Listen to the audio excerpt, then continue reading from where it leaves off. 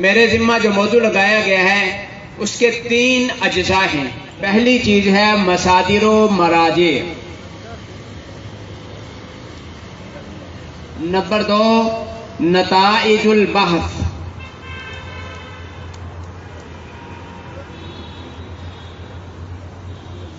Number 3 تجاویز و سفارشات۔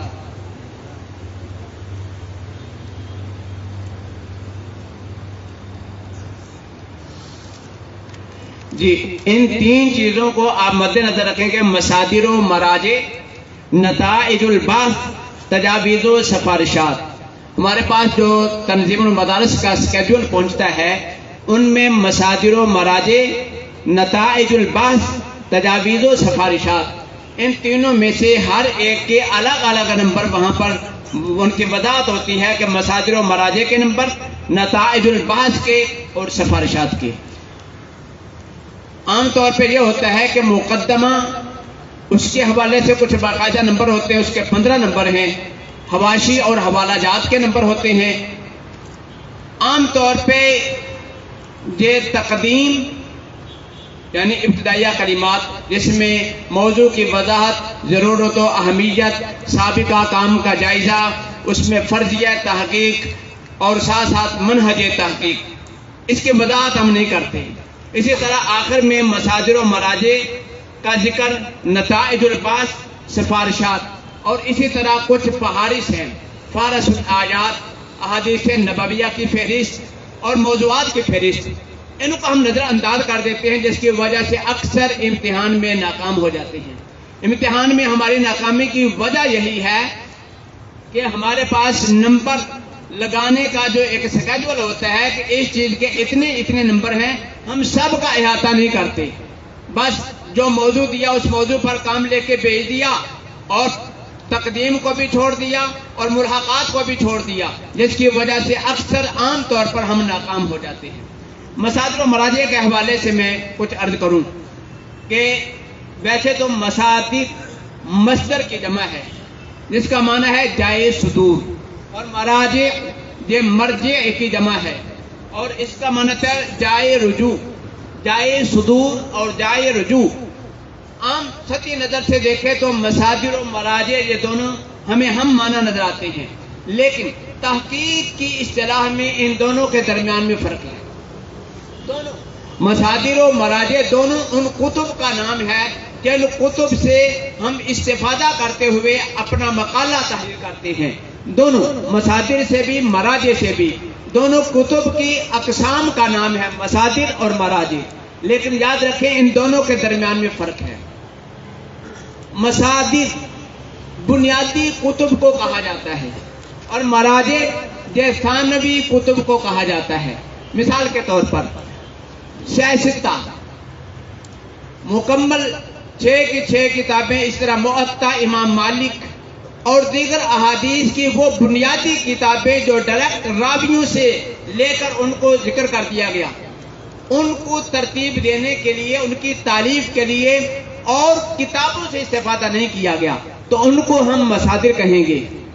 کہ جبکہ مشکوٰۃ شریف وہ بھی حدیث پاک کی کتاب ہے، لیکن مشکوٰۃ شریف کہاں سے کتاب لی گئی ہے؟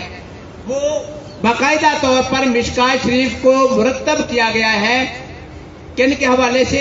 سیاستہ کے حوالے سے یا دیگر سنن کے حوالے سے یا مستدرکات کے حوالے سے۔ الغرض کے سیاستہ مصادر میں آئے گی، مشکوٰۃ اگرچہ اس سے حوالہ دینا بھی غلط نہیں تصور کیا جائے گا، لیکن وہ ثانوی کتاب ہے، وہ اساسی اور بنیادی حدیث کی کتاب نہیں ہے، بلکہ وہ ثانوی کتاب ہے۔ اور پھر اساسی کتابوں میں جو اولین کتابیں ہوتی ہیں ان میں بھی یہ دیکھا جاتا ہے کہ اس کی اتھینٹیکیشن کتنی ہے، اس کی پاور کتنی ہے۔ مثال کے طور پر امام محمد علی رحمہ جو کہ فقہ حنفی کے ائمہ میں جن کا شمار ہوتا ہے، ان کی کتابیں بنیادی طور پر 2 طرح کی ہیں، کچھ کتب ظاہر الروایہ ہیں اور کچھ کتب النوادر ہیں۔ جو ظاہر الروایہ جو 6 کتابیں ہیں ان کو بنیادی حیثیت حاصل ہے، اسی طرح کتب النوادر وہ بھی بنیادی حیثیت کی حامل کتابیں ہیں، لیکن ان دونوں کا جب ہم تقابل کرتے ہیں تو جو مرتبہ اور مقام کتب الظاہری روایہ کا ہے وہ کتب النوادر کا نہیں ہے۔ دونوں مصادر ہیں، دونوں بنیادی کتابیں فقہ حنفی کی، دونوں قسمیں، ظاہر الروایہ بھی اور دوسری کتب النوادر بھی، لیکن اس کے باوجود جو مرتبہ اور مقام اور جو استحکام، جو مقبولیت حاصل ہے کتب ظاہری روایہ کو، وہ ان کو حاصل نہیں ہو سکی، یعنی کتب النوادر کو۔ تو پتہ چلا کہ اگر ایک مسئلہ کتب ظاہری روایہ میں بھی ملتا ہے اور نوادر میں بھی ملتا ہے تو ہم حوالہ دیں گے اس کا جو کہ ظاہری روایہ ہے، کیونکہ وہ حوالہ پختہ شمار کیا جائے گا بنسبت اس کے کہ اگر ہم حوالہ دیں نوادر کا۔ اسی طرح شائستہ کی کتب کا اگر ہم حوالہ دیتے ہیں وہ پختہ شمار کیا جائے گا بنسبت اس کے کہ ہم مشکات شریف کا حوالہ دیں۔ مراجع کہتے ہیں تھانوی کتب کو، یہ آپ ذہن میں رکھیں، قطعاً یہ نہ ذہن بنائے کہ اگر ہم تفسیر کی کتاب کا حوالہ دیں گے تو وہ مصدر ہے، اور اگر بعد میں تصوف کی کتاب کا حوالہ دے دیں گے تو مرجع بن جائے گا، ایسا نہیں ہے۔ ہر فن کے اپنے اپنے مصادر ہوتے ہیں۔ مقالہ چیک کرنے والا سب سے گہری نگاہ اور مقالہ کی پختگی کو اگر وہ جانچنا چاہتا ہے تو اس کی نگاہ جائے گی مصادر و مراجع کی فہرست پر کہ اس مقالہ نگار نے مقالہ لکھتے ہوئے کن کتابوں سے استفادہ کیا ہے۔ فرض کر لیں اگر فن حدیث سے متعلق مقالہ لکھا ہے، حوالے دیے ہیں کشف المحجوب کے، رسالہ قشیریہ کے، یا اسی طرح فقہ کی کتب کے، تو اس مقالہ کو غیر معیاری قرار دے دیا جائے گا۔ وہ ظاہر روایہ یا ابتدائی فقہ حنفی کی ابتدائی کتابوں سے کیوں نہیں حوالے دیے گئے، لیکن چونکہ مقالہ متعلق ہے حدیث سے، لیکن حوالے دیے گئے ہیں تصوف کی کتابوں سے استفادہ کیا گیا ہے، تفسیر کی کتابوں سے استفادہ کیا گیا ہے، تو اس طرح اس مقالے کو غیر معیاری قرار دیا جائے گا، کیونکہ جس فن کے متعلق مقالہ لکھا گیا اس فن کی جو ابتدائی کتابیں ہیں ان کتب سے استفادہ نہیں کیا گیا، لہذا مقالے کا معیاری ہونے کا ایک جانچنے کا انداز یہ بھی ہے کہ جس فن اگر تصوف کا فن تھا اس پر کوئی مقالہ لکھا گیا ہے اور حوالے دیے گئے حدیث کے، قرآن پاک کی آیات کے، اور اسی طرح اصول حدیث، اصول فقہ اور فقہ کی کتابوں کے، لیکن مقالہ کس موضوع پر تھا؟ فن تصوف پر۔ تصوف کی جو ابتدائی کتابیں ہیں کشف المحجوب، رسالہ قشیریہ، عوارف المعارف، فوائد الفوات وغیرہ جو ابتدائی کتابیں ہیں ان کے حوالے نہیں دیے گئے۔ تصوف کی ابتدائی کتابوں کو اس میں حوالے مذکور نہیں ہیں، اگرچہ سیاستہ کے حوالے ہیں، قرآن پاک کی آیات کے حوالے ہیں، فقہ کی ابتدائی کتب کے حوالے ہیں، لیکن اس مقالے کو قطعاً معیاری مقالہ قرار نہیں دیا جائے گا، اس لیے کہ دیکھا جاتا ہے کہ جس فن پر، جس موضوع پر وہ مقالہ لکھا جا رہا ہے اس فن کی جو اساسی اور بنیادی کتب ہے، جو مصادر ہیں، ان مصادر سے کس حد تک استفادہ کیا گیا ہے۔ مراجع اس کی مختلف کیٹیگریز ہوتی ہیں۔ ہر ادارہ، اکثر علمی ادارے سال کے اختتام پر رسائل، مجلات وغیرہ یہ ایشو کرتے ہیں، جاری کرتے ہیں، اور ان میں سال کی کارکردگی وغیرہ ہوتی ہے، یا اس طرح کچھ علمی بحثیں ہوتی ہیں، تو ان مراجع کے ذریعہ سے رپورٹس، رسائل و مجلات اور ثانوی کتب یعنی جو بعد میں لکھی گئی، جیسے مشکات شریف کو اگر آپ دیکھنا چاہتے ہیں وہاں پر ایک حدیث پاک ملی، وہاں پر لکھا تھا آخر میں رواہ البخاری، تو آپ اس حدیث پاک کو بخاری شریف میں جا کر دیکھیں، کیا واقعی صاحب مشکات نے اس حدیث پاک کو جس طرح نقل کیا ہے، کیا واقعی بخاری شریف میں اس طرح حدیث پاک ہے؟ علامہ شامی فرماتے ہیں کہ ایک مسئلہ کے بارے میں نے پڑھا تو مجھے کھٹکی چیز کو وہ درست نہیں لگتی، میں نے ایک کتاب میں دیکھا، دوسری میں دیکھا، تیسری میں، چوتھی میں، پانچویں میں جانچتا رہا، ہر جگہ پر ایک جگہ پر لکھا، اصل مسئلہ تک پہنچ گیا کہ انہوں نے امام محمد کی کتاب سے جب مسئلہ لیا ہے، اصل کتاب تک جب پہنچا تو دیکھا کہ وہاں پر مسئلہ ہی اور ہے، لا کا فرق تھا کہ وہاں پر لا نہیں تھا، جہاں پر لا کو ذکر کر دیا گیا، گویا کہ نقل کرنے والے سے ایک لفظ لا میں عدم توجہ کی وجہ سے لفظ لا کو ذکر کر دیا، حالانکہ اصل کتاب میں نہیں تھا۔ پھر ناقل ہر آنے والا مصنف اس کتاب پر یا اس کے مصنف پر اعتماد کرتے ہوئے اسی کو نقل کرتا چلا آیا اور اصل کتاب کی طرف رجوع کی زحمت نہیں کی، نتیجہ کیا نکلا کہ سارے کے سارے غلطی نقل کرتے چلے آئے. اسی طرح اگر ہم صرف مراجع پر اکتفا کریں گے، جو ثانوی کتب ہیں جو کہ اصل کتابوں کے حوالے سے نقل کی گئی ہیں، ان پر ہم اکتفا کریں گے تو اس میں بہت زیادہ یہ امکان ہوتا ہے کہ ہو سکتا ہے اصل کتاب میں اس طرح نہ ہو. لہذا مراجع پر اکتفا کو یہ کافی قرار نہیں دیا جاتا، بلکہ مراجع سے اور اس کے مطالعہ سے اصل غرض کیا ہے کہ مصادر تک رسائی. موضوع کے سلیکشن کے حوالے سے ویسے تو یہ ہونا چاہیے کہ جس پر زیادہ مطالعہ ہے، جو اس کی پہنچ میں اور رسائی میں ہے، اس کا انتخاب کریں، اور اس عنوان کو منتخب نہ کرے کہ جس کے بارے میں اس کا مطالعہ نہیں ہے. ہمارے یہاں ہوتا یہ ہے کہ جب لسٹ آتی ہے بس لسٹ کو سامنے رکھا، جو پسند لگا بس اس کو لے لیا، یا کسی استاد کی رہنمائی کے ساتھ اس کو منتخب کر لیا. بعد میں جب باری آتی ہے کہ اب اس پر کام کرنا ہے تو کبھی اس کے بارے میں اس کی مہارت نہیں ہوتی. مثال کے طور پہ نحوی مباحث جناحوی تراکیب پھر کرم شاہ الازہری علی الرحمہ، یہ موضوع لے لیا، اس کو نحو آتی نہیں ہے، جب سرسری طور پر پڑھی تھی، تراکیب نہیں آتی، تو وہ کیسے اس کی تحقیق حق ادا نہیں کر سکتا. اسی طرح اگر ایسا موضوع آپ نے لے لیا کہ جس کا سارا مواد ٹوٹل طور پر عربی میں ہے، اردو میں اس کی ٹرانسلیشن نہیں ملتی، یا انگلش میں ہے، یا پھر ایسی جگہ پر وہ مواد پڑا ہے جہاں تک ہماری رسائی نہیں ہے. مثال کے طور پر اسلامی نظریاتی کونسل کی رپورٹس، یا اسلامی عدالتوں کے فیصلے 2021 میں یا 2020 اور 21 میں آئلی مسائل کے متعلق جو فیصلے صادر کیے گئے ہیں، اب آپ کچہری میں جائیں گے، وہاں پر معلومات حاصل کریں گے، وہ آپ کو معلومات نہیں دیں گے، نتیجہ یہ نکلے گا کہ آپ مقالہ پورا نہیں کر سکیں گے. اسی طرح ایسا عنوان آپ منتخب کرنا ہے کہ جس کے مصادر و مراجع تک رسائی بھی ممکن ہے، اور رسائی ممکن ہونے کے ساتھ ساتھ یہ بھی ضروری ہے کہ ہمیں اس فن میں مہارت بھی حاصل ہو. اگر خاص طور پر حدیث سے شغف ہے تو ایسا موضوع لیں جو حدیث کے متعلق ہے، اصول حدیث، تصوف، تفسیر، اصول تفسیر.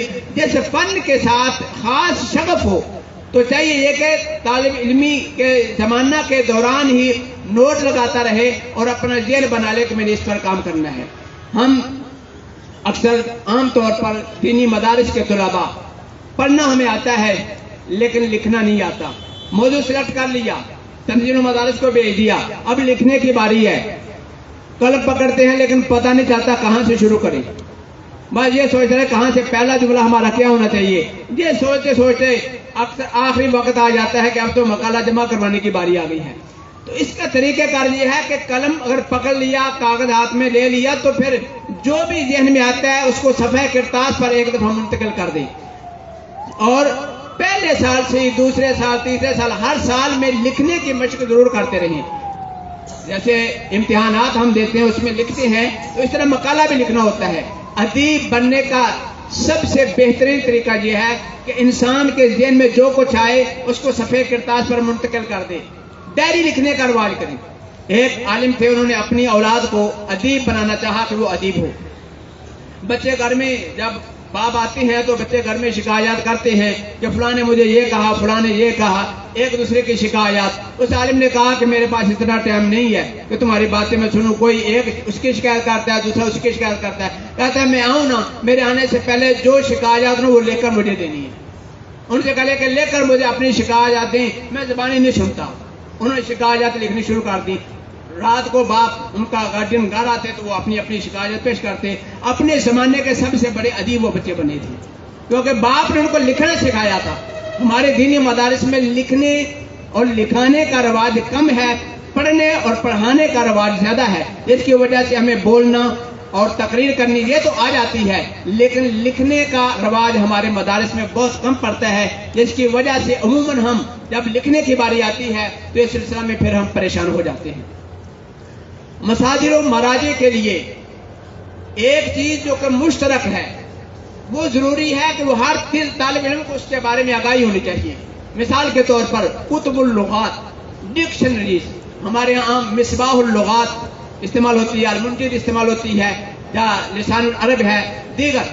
یہ ڈکشنری دیکھنا اور اس سے لفظ تلاش کرنا یہ بھی ایک فن ہے. لہذا جو طالب علم لائبریری سے وابستہ رہتا ہے اور مختلف الفاظ کے لغوی اور اصطلاحی معنی دیکھنا چاہتا ہے، اس کو ڈکشنری دیکھنے کا طریقہ آنا چاہیے. کوئی فن، وہ حدیث کا ہو یا اصول حدیث کا ہو، تفسیر کا ہو یا اصول تفسیر کا، فقہ، اصول فقہ، تصوف، الغرض کے اس کو کتب اللغات کے ساتھ شغف ضرور ہونا چاہیے اور ڈکشنری دیکھنے کی مہارت اس کے اندر ہونی چاہیے. مثال کے طور پر لفظ تاریخ آپ کے سامنے آ گیا، آپ کہتے ہیں تاریخ کا لغوی معنی کیا ہے؟ آپ کتب اللغات کی طرف رجوع کریں گے اور اس کا مادہ، جیسے کہ علم الصرف میں شروع میں بتا دیا جاتا ہے کہ اس کے حروف اصلیہ کون سے ہیں، مادہ دے کر اصل تک رسائی ممکن ہے. جس طالب علم کو ڈکشنری دیکھنے کا طریقہ نہیں آتا وہ قطعاً کسی کلمے کا لغوی معنی نہیں سمجھ پاتا. لہذا کتب اللغات کے ساتھ شغف کا ہونا ضروری ہے، وہ ہر فن کے مصادر ہیں. اسی طرح کتب التاریخ، دائرۃ المعارف دا انسائکلوپیڈیاز، اس کے ساتھ وابستگی ضروری ہے کیونکہ وہ ہر فن میں ان کی ضرورت پیش آتی ہے. لہذا یہ مصادر میں یہ ساری چیزیں آتی ہیں اور ان کی یعنی کتب اللغات، کتب تاریخ اور دائرۃ المعارف اور دیگر جو انسائکلوپیڈیاز ہیں ان کے بارے میں معلومات ہونا اور ان سے استفادہ کا اسلوب معلوم ہونا، یہ ہر طالب علم کے لیے انتہائی ضروری ہے. یاد رکھیں یہ جو دو میں نے چیزیں بتائی ہیں، مصادر اور مراجع. مصادر کی قدر و منزلت زیادہ ہے جبکہ مراجع کی مصادر کی نسبت قدر و منزلت زیادہ ہے. جس مقالہ میں مصادر یعنی امہات الکتب، بنیادی کتابوں سے استفادہ کیا گیا ہوگا وہ معیاری مقالہ شمار کیا جائے گا. مراجع سے بھی استفادہ کیا جا سکتا ہے لیکن مصادر کی نسبت ان پر انحصار کم از کم کیا جائے، خاص طور پر وہ مراجع کہ جن کے اندر مصادر سے مباحث کو لے کر ان پر اظہار خیال کیا گیا ہو، وہ مراجع کافی حد تک قابل اعتبار شمار کیے جاتے ہیں. اس کے ساتھ یہ زبان کے لحاظ سے آپ کبھی کچھ کتابیں دیکھیں جو علمی کتابیں ہیں، ان میں مصادر و مراجع کی تقسیم کی جاتی ہے علوم و فنون کے اعتبار سے. مثال کی طرف مقالہ لکھا، اگر میں فہرست بنائی مصادر و مراجع کی، کیا جاتا ہے کہ کتب تفسیر، کتب حدیث، کتب اصول تفسیر یا کتب علوم القرآن، کتب اصول حدیث، کتب اخلاق و تصوف وغیرہ، اس طرح سے کیٹاگری کے ساتھ ہر فن کی علیحدہ ایک فہرست بنا دی جاتی ہے.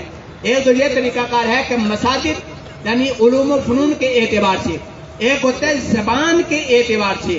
عربی کتب یہ مصادر یعنی جن کتابوں سے میں نے استفادہ کیا ہے ان میں عربی کتب یہ کتابیں ہیں، پھر اردو کتب، انگلش کتب، فارسی کتب وغیرہ. اس طریقے کے ساتھ بھی مصادر کو تقسیم کیا جا سکتا ہے، یعنی زبان پہلے قدر و منزلت کے اعتبار سے، پھر زبان کے اعتبار سے کہ زبان کے اعتبار سے کچھ مصادر میرے عربی ہیں، کچھ اردو کے ہیں اور کچھ مصادر انگلش میں ہیں. اس طریقے کے ساتھ بھی مصادر کو آخر میں ڈیوائیڈ کیا جا سکتا ہے. اور اسی طرح مصادر ایک معاون تحقیق، جیسے میں نے بتایا ہے کہ مجلات ہوتے ہیں، رسائل ہوتے ہیں، علمی رسائل آتے ہیں، یونیورسٹیز اپنی سالانہ رپورٹ شائع کرتے ہیں، ان کے مطالعہ کے ساتھ یا کچھ تقاریر کے ساتھ یا خاص طور پر شہادت العالمیہ کے طلباء کے لیے جب وہ درس نظامی پڑھتے ہیں تو اس وقت ہی یعنی رابعہ کے بعد جب خامسہ میں آئیں تو ذہن بنا لیں، ایک دن اپنا بنا لیں کہ میں نے تفسیر میں مہارت حاصل کرنی ہے یا فن حدیث میں، فقہ میں یا اصول فقہ میں، اور اس حوالے سے اسی وقت سے ہی اپنی پیش رفت شروع کر دیں، آگے بڑھنا شروع کر دیں کہ میں نے کس حوالے سے اپنا سالانہ مقالہ ترتیب دینا ہے. لہذا تنظیم المدارس کی طرف سے جو فہرست شائع ہوتی ہے اس میں تقریباً درس نظامی کے متعلق یا اس کے دوران پڑھائے جانے والے جتنے بھی علوم و فنون ہیں تقریباً تمام کے متعلق فہرست میں عناوین ہوتے ہیں. آپ اپنی طبع کے مطابق، اپنی سوچ اور فکر کے مطابق اور جو موضوع آپ کو یعنی آپ کے ذہن کے موافق ہو اس کا آپ انتخاب کر لیں. نتائج البحث یہ گویا کہ پورے مقالے کا خلاصہ ہوتا ہے. نتیجۃ البحث کے لیے کبھی حاصل بحث لکھ لیتے ہیں، کبھی خلاصہ بحث لکھ لیتے ہیں. نتیجہ بحث اس کا مطلب یہ ہے کہ شروع میں آپ کے ذہن میں ایک سوال آیا تھا، محقق اور مقالہ نگار کے ذہن میں ایک سوال آیا تھا، آخر میں نتیجہ کی صورت میں اس کا جواب دینا ضروری ہوتا ہے۔ مثال کے طور پر صحیح بخاری اور صحیح مسلم کے درمیان میں تقابل، ذہن میں سوال آیا کہ سارے علماء اور محققین صحیح بخاری کو صحیح مسلم پر ترجیح دیتے ہیں اور اس کو اصح الکتب بعد کتاب اللہ قرار دیتے ہیں، تو کیا واقعی یہ صحیح ہے؟ اس نے یہ سوچ اور فکر لے کر ان دونوں کے درمیان میں تقابل شروع کر دیا۔ وہ بیچارہ پریشان ہو گیا کہ صحیح بخاری میں ایک حدیث تلاش کرنا چاہتا ہوں یا ایک بات وہ میں پڑھنا چاہتا ہوں، وہ مجھے ایک جگہ پر ملتی نہیں ہے۔ ایک ہی حدیث پاک یعنی ایک جگہ پر بھی ہے، پھر دوسری جگہ پر، پھر چوتھے پانچویں 10 جگہ پر ایک حدیث پاک آ گئی ہے۔ کسی جگہ پر اجمال کے ساتھ ہے، کہیں پر تفصیل کے ساتھ ہے، تفصیل کے ساتھ پڑھنا چاہتا ہے تو اسے ملتی نہیں ہے۔ وہ تو بیچارہ پریشان ہو گیا۔ جبکہ صحیح مسلم میں تلاش کرنے نکلا اسی حدیث پاک تو ایک جگہ پر اس کو ساری اسناد کے ساتھ وہ حدیث پاک مل گئی۔ وہ اس نتیجے پر پہنچا کہ یہ سارے کہتے ہیں صحیح بخاری یہ اصح ہے، جبکہ صحیح مسلم اس کی نسبت کم درجے کی ہے، تو مجھے تو اس نے پریشان کر دیا ہے، صحیح مسلم نے مجھے صحیح مقام پر پہنچا دیا ہے، اس وجہ سے وہ کہتا ہے کہ صحیح مسلم میرے نزدیک بہتر ہے، اس کی وجہ ذکر کر۔ یہ ہے نتیجۃ البحث کہ میں نے دونوں کے درمیان تقابل کیا، تقابل کرنے کے بعد میں اس نتیجے پر پہنچا ہوں۔ لہذا نتیجہ جو گویا کہ ایک سوچ اور فکر جو لے کر وہ چلا تھا، یہ ایک سوال تھا اس کے ذہن میں، ایک خلش تھی، کیا واقعی یہ صحیح ہے جو علماء سارے عالم اسلام کو علماء کہتے ہیں؟ وہ کہ اگر اپنی ریسرچ کے بعد، تحقیق کے مقالہ کے بعد وہ اس نتیجے پر پہنچا کہ علماء جو سوچ رہے ہیں مجھے تو وہ صحیح نہیں لگتا، یعنی وہ اپنا نتیجہ لکھ سکتا ہے اور اس کی وجوہ بھی لکھ سکتا ہے۔ اس وجہ سے اس کو کہتے ہیں نتیجۃ البحث۔ شروع میں عنوان، مقالہ چیک کرنے والا شروع میں عنوان کو چیک کرتا ہے، ایک مقدمہ میں ہی فرضیہ تحقیق ہوتا ہے اس کو دیکھتا ہے، ان کے درمیان میں تقابل کرتا ہے، کیا مقالے کا عنوان اور فرضیہ تحقیق ان دونوں کے درمیان میں کوئی مناسبت ہے؟ مثال کے طور پر عنوان یہ تھا کہ فلاں شخص کو بخار ہے، یہ عنوان ہے، آخر میں پھر بعد میں فرضیہ تحقیق ذکر کیا کہ بخار اس کو مچھر کے کاٹنے کی وجہ سے ہوا ہے، ملیریا ہے۔ بعد میں اس نے تحقیق شروع کر دی کہ واقعی ملیریا ہے۔ وہ اس نتیجے پر پہنچے کہ ملیریا تو نہیں تھا، بلکہ رات بھر جاگتے رہنے کی وجہ سے جسم میں تھکاوٹ تھی، تھکاوٹ کی وجہ سے وہ بخار محسوس کر رہا تھا مچھر کے کاٹنے کی وجہ، بجائے کہ اس نے فرضیہ اس نے نکالا تھا وہ غلط ثابت ہوا۔ لہذا نتیجۃ البحث میں یہ ذکر کرے گا کہ عنوان یہ تھا اور اس کے بارے میں فرضیہ تحقیق ہماری سوچ اور فکر یہ تھی، لیکن نتیجے میں ذکر کرے گا کہ جو سوچ اور فکر ہمارے ذہن میں تھی اس کے بارے میں ریسرچ کی، تحقیق کی، تو میں اس نتیجے پر پہنچا ہوں کہ وہ سوچ اور فکر درست نہ تھی بلکہ صحیح نتیجہ اس کا یہ ہے۔ لہذا یہ نتائج البحث ہے۔ نتیجۃ البحث کو دیکھ کے محقق کی سوچ اور فکر کا اندازہ ہوتا ہے کہ اس کی سوچ اور فکر کس قدر پختہ ہے، کیا صحیح ہے یا نہیں۔ یا مقالہ میں فرضیہ تحقیق اور عنوان پورے مقالہ کے اندر گردش کرتا، وہ مرکز ہونا چاہیے، جو ایک سوچ لے کر چلتے کہ ملیریا ہے، مچھر کے کاٹنے کی وجہ سے بخار ہوا، وہ پورے مقالے میں سوچ اور فکر نظر آنی چاہیے کہ جو فرضیہ تحقیق قائم کیا تھا یہ پورے مقالے میں نمایاں نظر آتا ہے، اور نتیجۃ البحث میں عنوان اور فرضیہ تحقیق دونوں کو ملا کے نتائج کو مرتب کیا جاتا ہے۔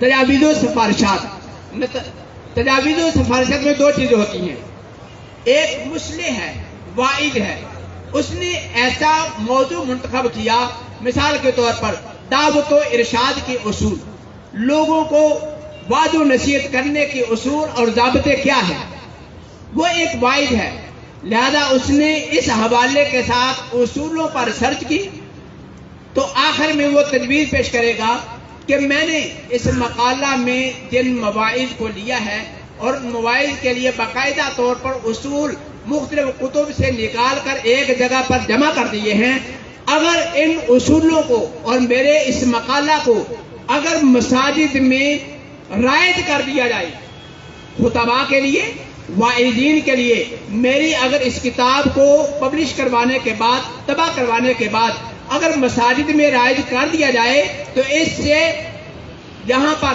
واعظین کو آسانی اور سہولت ہوگی اور ان کے لیے جب بشال راہ ثابت ہوگی. ساتھ ساتھ اس کا فائدہ یہ بھی ہے کہ عوام الناس کے لیے یہ ایک مسئلے کی حیثیت سے کام کرے گی. لہذا یہ ایک تجویز ہے. اور یہ بھی ہو سکتا ہے کہ ایک لکھنے والا ماہر تعلیم ہے, وہ مقالہ لکھتا ہے, آخر میں تجویز پیش کرے گا کہ میں نے یہ جو مقالہ لکھا ہے, اگر اس مقالہ کو نصاب میں شامل نصاب کر دیا جائے, تنظیم المدارس کے نصاب میں میری اگر اس کتاب کو شامل کر دیا جائے تو اس کا فائدہ یہ ہے کہ مثال کے طور پر جیسے حال ہی میں اصلاح عقائد و اعمال مفتی منیب الرحمان صاحب نے کتاب لکھی ہے, وہ اگر یہ رائے دیں آخر میں کہ میری اس کتاب کو تمام درس نظامی یعنی درس تنظیم المدارس کے تمام مدارس میں اس کتاب کی تعلیم دی جائے, اس کو شامل نصاب کیا جائے, تاکہ باہر میدان میں آ کر جب علماء کام کریں تو ان کو پتہ ہو کہ اہل سنت و جماعت کے عقائد کیا ہیں اور اعمال یعنی معمول بہا کیا ہیں, تاکہ ان کے مطابق وہ مساجد میں نظام قائم کریں. ماہر تعلیم ہے تو وہ نصاب کی بات کرے گا اس طرح سے جس طریقے کی. اور ایک تجویز تو یہ ہے کہ اس کی اطلاقی تجویز, کہ اس کی اطلاقی تجویز کیا ہے, اور ایک ہوتا ہے کہ اپنے مشن کو آگے بڑھانے کی تجویز. مثال کے طور پر جب شروع مقالہ کیا تھا بس ایک سوچ تھی, ایک فکر تھی بس, اور سوچ اور فکر کو لے کر اس نے مقالہ لکھنا شروع کیا. جب مقالہ لکھنا شروع کیا تو اس کو معلوم ہوا کہ میں جس جہت سے مقالہ لکھ رہا ہوں اس جہت کے علاوہ اور بھی بہت ساری جہات پر مقالہ لکھا جا سکتا ہے. مثال کے طور پر تفسیر مداری میں فقہی مباحث, مقالہ لکھنا شروع کر دیا. جب اس نے تفسیر مدری کا مفصل مطالعہ کیا اور اس کی مباحث کو دیکھا تو اس نتیجے پر پہنچا کہ تفسیر مدری میں صرف فقہی مباحث نہیں ہے, بلکہ تفسیر مدری میں حدیث کے متعلق مباحث بھی ہیں, اور تفسیر مدری میں اصول حدیث کی مباحث بھی ہیں, تفسیر مدری میں سیرت کے متعلق مباحث بھی ہیں, اور تصوف کی مباحث بھی ہیں. لہذا آخر میں مقالہ کے بعد وہ سفارشات پیش کرے گا کہ میں نے فقہی حوالے سے یہ مقالہ لکھا ہے, لیکن میں نے محسوس کیا ہے کہ ابھی تفسیر مدری کے حوالے سے اور کئی جہات سے مقالہ لکھا جا سکتا ہے.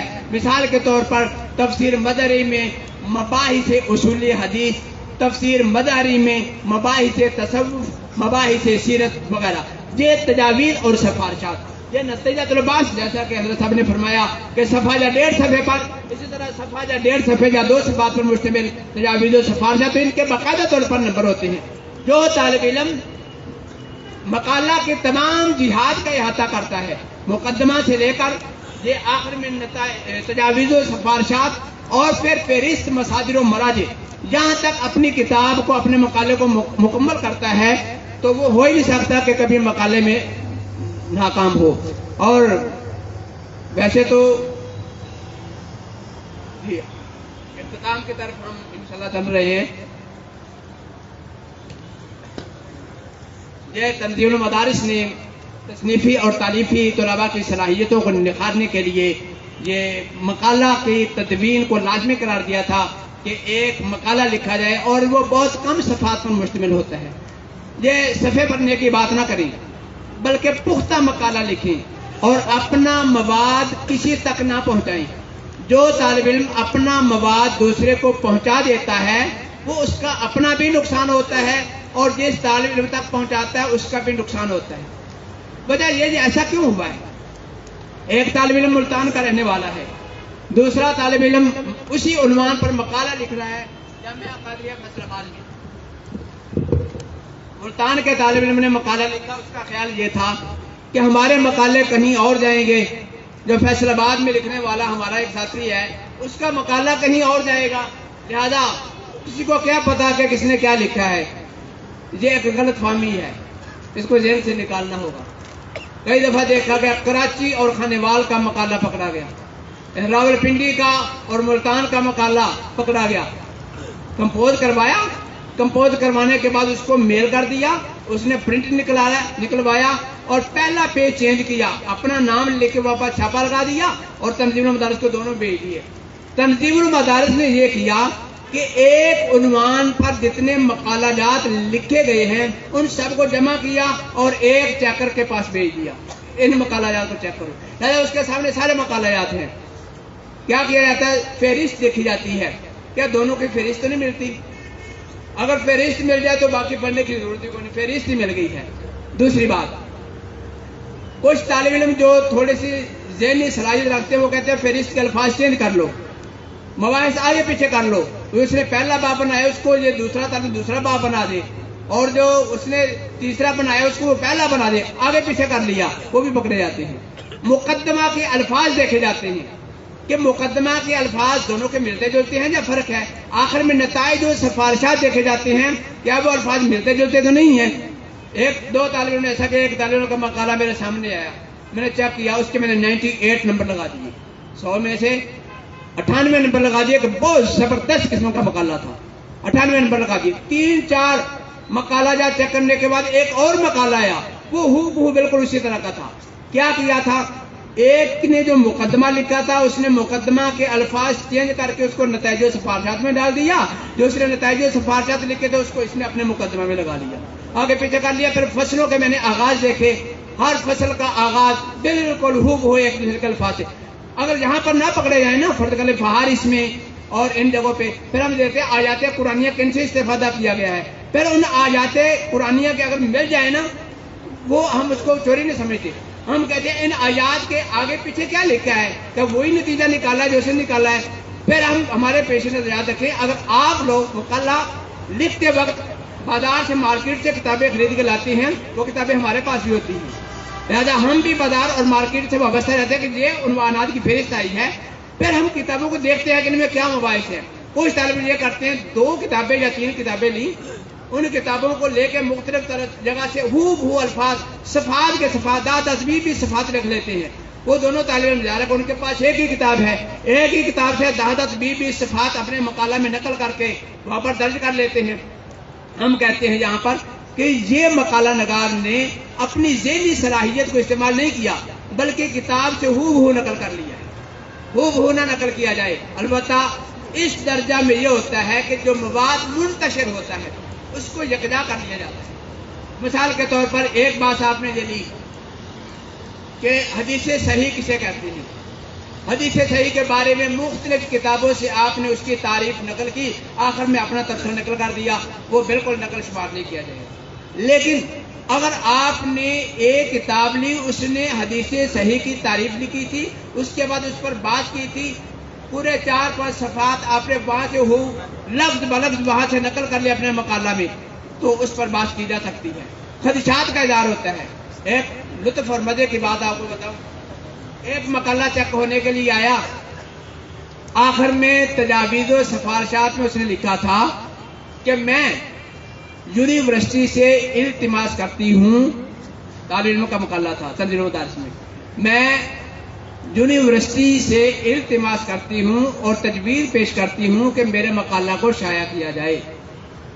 تو پورا مقالہ صحیح تھا، وہاں پر وہ الفاظ جب آئے نا تو میں نے اس پر نشان لگا لیا کہ یہ کیا مقالہ طالب لکھ رہا ہے. اس کا مطلب یہ ہے کہ ایک فیمیل نے، لڑکی نے کسی یونیورسٹی میں مقالہ لکھا تھا، اس کے ہاتھ چڑھا، اس نے اس کو ہو نقل کر لیا.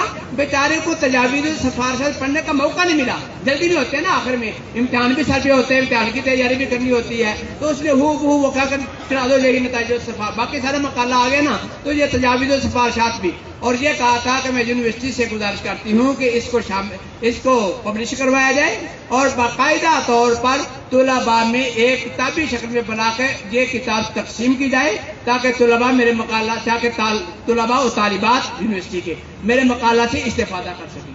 تو اس سے وہ پکڑا گیا بیچارہ. ظاہر ہے کہ تنظیم والوں کو ہم نے لے کے بھیجنا ہوتا ہے کہ یہ چیز سامنے آئی ہے، بلایا ہوگا، پوچھا ہوگا کہ یہ کیا ہے. یہ تو لڑکی یونیورسٹی کو سفارش پیش کر رہی ہے، تم نے تو تنظیم کو سفارش پیش کرنی تھی. الغرض کے کہتے ہیں کہ نقل کے لیے عقل کی ضرورت ہوتی ہے، تو نقل کرنا ہے. ایک یونیورسٹی میں سیمینار تھا، وہاں پر ایک پروفیسر صاحب لیکچر دے رہے تھے. ان سے حاضرین میں سے ایک نے سوال کیا، حضور آپ یہ بتائیں کہ کامیاب محقق کسے کہتے ہیں. بڑا اچھا سوال تھا کہ کامیاب محقق، مقالہ نگار کامیاب آپ کی نظر میں کون ہے. انہوں نے بڑا خوبصورت جواب دیا. اسی جواب کے ساتھ میرا لیکچر ختم ہو جائے گا. انہوں نے کہا تھا کہ میری نظر میں کامیاب محقق وہ ہے جو مقالہ چوری کرے لیکن پکڑا نہ جائے. وما علی جیل